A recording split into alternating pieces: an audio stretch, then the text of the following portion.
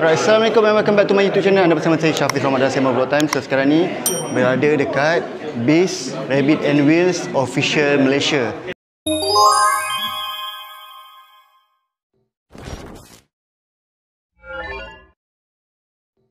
Di mana barang ni datang daripada Indonesia. Diorang bawa masuk ke Malaysia.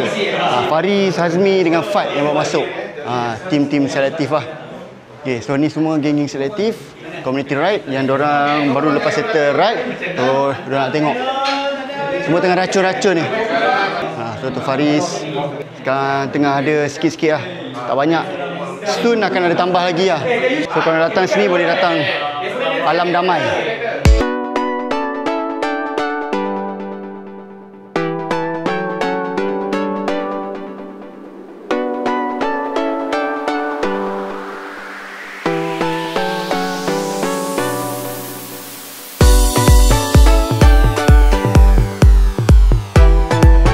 Korang boleh dapatkan merchandise official Rabbit and Wheels dekat kedai terbaru Rabbit and Wheels Official Malaysia, Alam Damai.